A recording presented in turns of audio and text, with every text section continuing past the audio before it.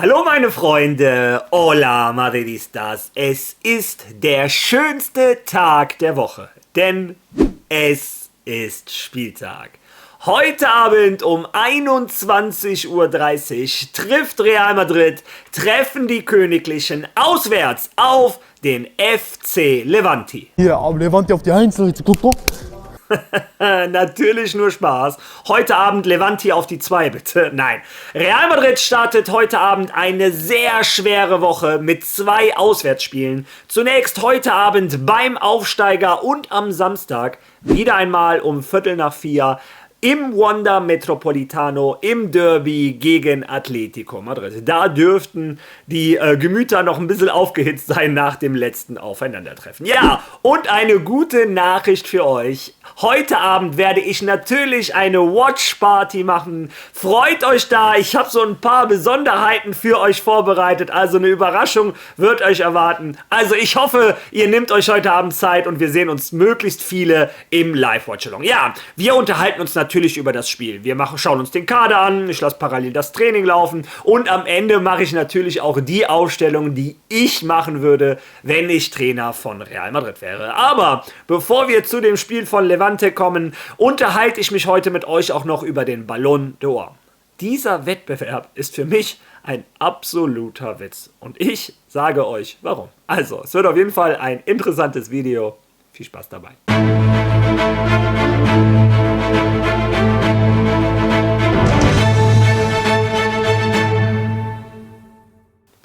Ja, auch wenn viele es überhaupt nicht mitbekommen haben, inklusive mir, im Laufe des Tages habe ich es dann natürlich überall auf Twitter gesehen, war gestern Abend die Ballon d'Or Verleihung. Und fangen wir zunächst einmal mit dem Wichtigsten an. Herzlichen Glückwunsch, Ousmane Dembélé, meiner Meinung nach verdienter Sieger des Ballon d'Or. Ganz einfach, Paris Saint-Germain hat, glaube ich, 5, 6 Titel geholt. Ousmane Dembélé war der wichtigste Spieler im Kader. Paris hat das auch geschickt gemacht. Einige Spieler von Paris hätten den Titel meiner Meinung nach verdient, aber Paris weiß, wie dieser Wettbewerb funktioniert, hat sich früh darauf geeinigt, sie unterstützen alle den Ousmane Dembélé und der hat das Ding am Ende stellvertretend für Paris auch gewonnen. Und viele Barcelona-Fans sind jetzt sehr traurig, dass ein Lamine Yamal es nicht gewonnen hat.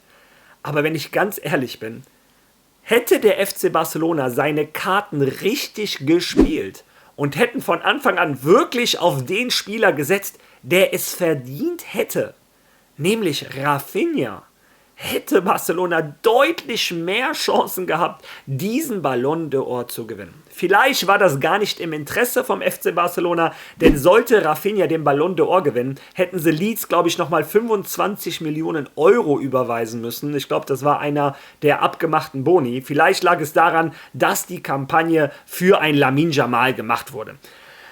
Ein Lamine Yamal, so gut er auch als Fußballer ist, die Zahlen haben bei weitem nicht seine Kandidatur unterstützt. Für mich ist das sogar unglaublich, dass er auf dem 2. Platz gelandet ist. Und ich rede gar nicht über das Fußballerische. Aber um den Ballon d'Or zu gewinnen, musst du nicht einer der besten Fußballer sein. Das ist der Junge mit Sicherheit. Sondern du musst in den großen Spielen auftauchen. Du musst die Tore geschossen haben, die Assists. Du musst die Titel gewonnen haben. Und wenn der FC Barcelona einen Spieler hatte, der in all diesen Statistiken überragt hat, war das der Brasilianer. Ich glaube, der ist Torschützenkönig der Champions League gewonnen. Hatte, glaube ich, 35 Tore in der Liga, keine Ahnung wie viele Assists. Jede einzelne Statistik war deutlich besser als die von Lamine Yamal. Wie gesagt, wenn ich Rafinha wäre, würde ich mir tatsächlich überlegen, ob ich vielleicht zu einem Verein gehe, wo ich die Unterstützung bekomme, die ich verdiene. Aber ich möchte mich nicht zu sehr um den FC Barcelona kümmern. Ich möchte mich viel mehr darum kümmern, warum dieser Ballon d'Or-Wettbewerb für mich ein absoluter Witz ist. Und ich glaube, wenn man sich die Top 30 anschaut, dann versteht man, was ich meine. Auf Platz 30, Olise, der Spieler der Bundesliga, der letztes Jahr sowohl in der Bundesliga als auch in der Champions League überragend gespielt hat.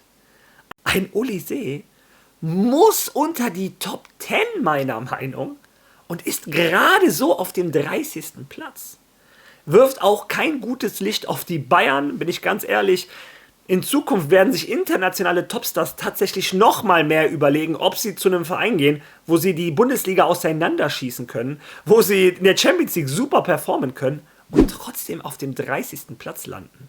Für mich dann auch überraschend, ganz ehrlich. Nichts gegen Dortmund, also nicht, dass ihr mich falsch versteht, aber ein Guirassy ist auf dem 21. Platz. Was hat denn Dortmund letztes Jahr geholt? Ich meine, die Bayern sind Meister geworden, haben, glaube ich, den Supercup gewonnen, etc. Olise, wie gesagt, Spieler der Bundesliga und trotzdem ist ein Guirassy fast 10 Plätze vor ihm. Wenn wir die Tabelle weiter fortgehen, Florian Wirtz auf der 29 gehört für mich auch weiter nach oben. Letzte Saison war nicht mehr so stark, aber trotzdem besser als der 29. Platz. Erling Haaland auf der 26. Okay, Manchester City hatte keine gute Saison. Für diejenigen, die sich darüber lustig machen, dass Vini auf dem 16. Platz gelandet ist, ein Erling Haaland auf der 26. Dann ein Fabian Ruiz. Wie kann so ein Fußballer, der mit Paris alles gewonnen hat, mit der spanischen Nationalmannschaft Europameister geworden ist, absoluter Stammspieler in beiden Mannschaften, einer der wichtigsten Spieler in beiden Mannschaften, wie kann der auf dem 24. Platz landen? Der muss unter die Top 5. Vielleicht sogar unter die Top 3. Also, absolut unverständlich. Absoluter Witz, dass der auf der 24. Position gelandet ist. Jude Bellingham, tut mir leid, auch wenn ich Madridista bin, hat in dieser Tabelle in der letzten Saison nichts zu suchen. Naja, vielleicht, weil er mit England ins Finale der EM gekommen ist, aber trotzdem mit seiner verletzten Schulter war er nicht der Jude Bellingham, der uns das Jahr davor alle verzaubert hatte. Naja, machen wir weiter. Ein Lautaro Martinez auf der 20. Alle haben letztes Jahr gesagt, wenn Inter Mailand das Champions League Finale gewinnt, dann ist Lautaro Martinez wahrscheinlich der Hauptkandidat auf den Ballon d'Or. Und weil Inter Mailand ein Spiel verliert, ist er anstatt auf der 1 auf der 20? Wie gesagt, Unverständnis. João Neves, genauso ein Skandal. Der gewinnt mit Paris alles, geht danach mit Portugal hin und gewinnt auch noch die Nations League und landet auf dem 19. Tabellenplatz. Und währenddessen ist ein McTominay vor ihm, weil der mit Neapel Meister geworden ist. Neves, Meister, Champions League Sieger, Pokalsieger, Supercup, Europäischer Supercup, Nations League. Als Stammspieler. Also, wie gesagt, der nächste absolute Skandal für mich. Dann ein Pedri, gerade mal auf der 11. Keine Ahnung, ich bin jetzt nicht der größte Barca-Fan, aber wenn man letztes Jahr gesehen hat, wie der FC Barcelona Fußball gespielt hat, war Pedri einer der wichtigsten Spieler. Auf dem 11. Platz. Naja, für mich absolut Unverständnis. Ist auch ein Spieler, der meiner Meinung nach letztes Jahr klar in die Top 10 gehört. Naja, dann ein Cole Palmer, meiner Meinung nach da nichts zu suchen, auch wenn es ein super Fußballer ist. Und jetzt der größte Skandal überhaupt für mich, ein Rafinha auf der 5. Wie kann dieser Wettbewerb ernst genommen werden, wenn ein Rafinha nicht mal in den Top 3 landet? Was hätte der denn noch machen sollen? Fliegen? Hätte der Krebs heilen sollen? Oder so, keine Ahnung. Für mich ist das ein absoluter Witz. Für mich gehört ein Rafinha deutlich vor ein Lamine Yamal zum Beispiel. Und trotz alledem sage ich, Lamine Yamal ist ein super Fußballer und wird im Laufe seiner Karriere noch oft um den Ballon d'Or kämpfen. Der hat es in den Füßen, der hat eine riesen PR-Maschine hinter sich. Ich meine, wenn man sich die Zahlen von Lamine Yamal anschaut und er trotzdem schon auf dem 2. Platz gelandet ist, dann sieht man, was für eine PR-Maschinerie dahinter ist. Ich als Rafinha, ja, ich wäre ganz ehrlich angepisst. Naja, wie dem auch sei, im Endeffekt, Dembélé hat ihn stellvertretend für Paris verdient gewonnen. Das ist meine Meinung. Ja, das war meine Meinung zum Ballon d'Or. Eure Meinung dazu würde ich gerne in den Kommentaren lesen. Also geht runter, seid fleißig, schreibt eure Meinung zum Ballon d'Or in die Kommentare. Ja, und jetzt kommen wir zu dem, warum die meisten von euch hier sind. Kommen wir zum Spiel heute Abend von Real Madrid. Ich zeige euch die Kaderliste und wenn ihr darauf achtet, seht ihr, die Torhüter sind wieder da. In der Verteidigung hat es Jiménez wieder geschafft. Ich glaube, solange ein Trent Alexander-Arnold verletzt ist, wird ein Jiménez immer wieder im Kader der ersten Mannschaft sein. Die Frage ist, ob er wirklich mal eine reelle Chance bekommen sollte, weil ein Dani Carvajal, wie gesagt, kommt aus einer schweren Verletzung, kann jetzt nicht 180 Minuten jede Woche spielen. Das wird ein Xabi Alonso im Endeffekt entscheiden. Ja, wenn wir dann aufs Mittelfeld wieder schauen, geht's uns Madridistas doch ganz gut. Das Mittelfeld ist wieder vollgepackt. In der Abwehr, bevor ich es vergesse, ist natürlich auch ein Dienhausen zurück. Das CTA war so gnädig, dass er nur für ein Spiel gesperrt wurde. Für eine rote Karte, die er nie hätte bekommen müssen. Real Madrid musste also wegen der Fehlentscheidung nur 150 Minuten auf ihn verzichten. Keine 240. Vielen Dank, CTA. Übrigens, wenn wir schon mal beim CTA sind, ein Xabi Alonso wurde gestern in der Pressekonferenz zu dieser Statistik gefragt, die ich euch gestern gezeigt habe. Diese Statistik, die nach 5 Spieltagen schon absolut relevant ist und jeden Statistiker schreiend aus dem Raum laufen lässt, nämlich die Statistik, dass ein Gegenspieler von Barcelona nach 3,8 Fouls schon eine gelbe bekommt, ganz oben an der Tabelle und ganz unten bei den Almerias dieser Welt, bei den Getafe, ganz unten bei den Absteigern, da ist natürlich ein Real Madrid, da dürfen sich die Gegner 16 Fouls erlauben, bis sie eine gelbe Karte bekommen. Ich habe es gestern schon gesagt und ich möchte es heute nochmal sagen. Das ist, wie wenn man eine unterschiedliche Sportart spielt. Levante weiß heute ganz genau, sie dürfen jeden Zweikampf bis ans Limit und sogar drüber gehen. Und es wird denen nichts passieren. Während sie gleichzeitig wissen, beim FC Barcelona müssen wir ja vorsichtig sein, bevor wir nach einer Viertelstunde mit 10 Mann hier stehen. Oder weniger. Naja, wie dem auch sei, hören wir uns die Antwort von unserem Trainer einmal an. An diesem Wochenende hat Real Madrid Television eine Zahl veröffentlicht. Ich weiß nicht, was Ihnen diese Zahl sagt und ob sie diesen Satz bestätigt. Ihr bringt mich auf schlechte Gedanken. Wie du sie auflegst, was? Damit sie reingeht, was? Die Zahlen sind die Zahlen.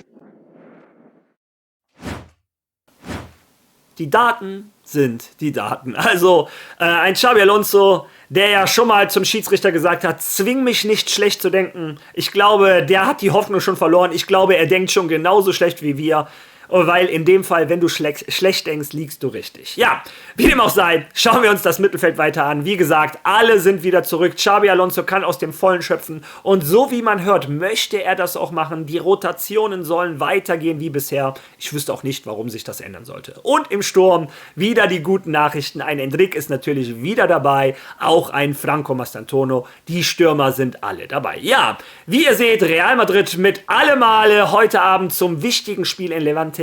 Real Madrid, wie ich euch in der Tabelle gestern schon gezeigt habe, darf sich keinen Ausrutscher erlauben. Der FC Barcelona lauert mit 2 Punkten dahinter. Und Real Madrid könnte mit einem Sieg heute wieder Druck auf die Katalanen und auch auf Atletico Madrid machen vor dem Spitzenspiel am Samstag. Ja, und heute Abend, wie gesagt, wir sehen uns wieder. Aber zunächst einmal mache ich jetzt die Aufstellung, die ich machen würde, wenn ich Trainer von Real Madrid wäre.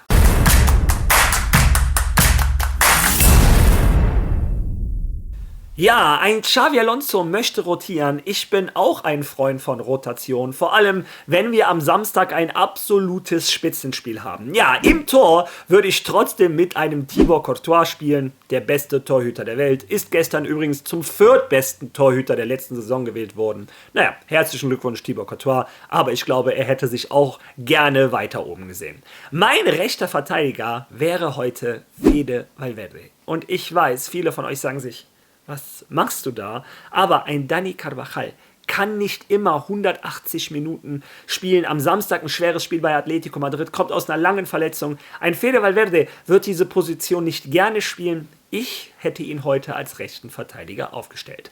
Meine Innenverteidiger wären Raúl Asensio, denn ein Eder Militão braucht auch eine Pause. Eder Militão hatte 2 Kreuzbandrisse in den letzten 2 Jahren. Auch für ihn gilt das gleiche wie in Dani Carvajal. Lieber gegen Atletico Madrid topfit sein. Dazu hat Asensio ein echt gutes Spiel gemacht am Wochenende gegen Espanyol Barcelona. Mein Innenverteidiger wäre Asensio. An seiner Seite der Anker, der Diktator ist zurück. Natürlich Dienhausen.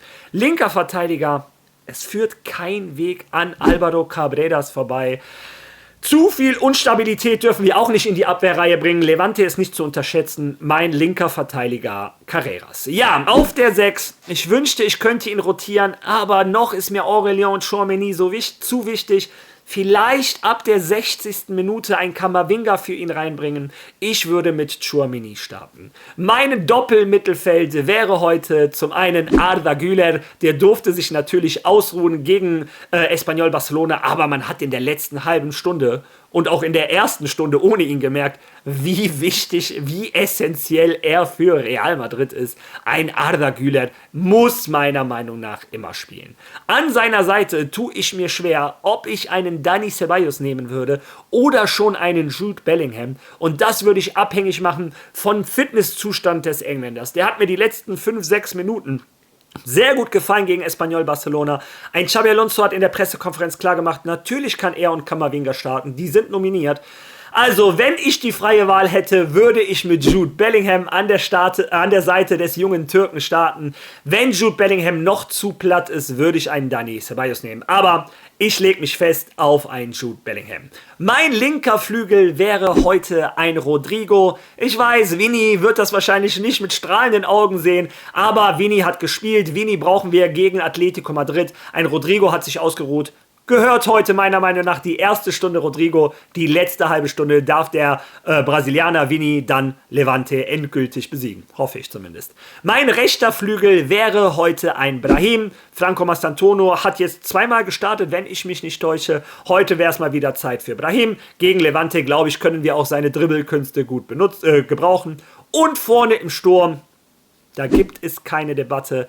Ein Gonzalo, abgesehen davon, dass er mir nicht gut gefallen hat, ein Kylian Mbappé ist der Führer, der Leader dieser Mannschaft. Dazu gibt es eine unglaubliche Chemie, eine unglaubliche Connection zwischen Arda Güler und Kylian Mbappé. Mein Stürmer wäre Kylian Mbappé. Ja, das wäre meine Aufstellung für das Spiel heute Abend. Lass mir deine Meinung dazu bitte in den Kommentaren. Wenn du schon mal da bist, liken, teilen, followen und hypen. Hyper, nicht vergessen. Und auch nicht vergessen, wir sehen uns heute Abend beim Watchalong. Da habe ich, wie gesagt, einige Überraschungen für euch. Also, bis dahin.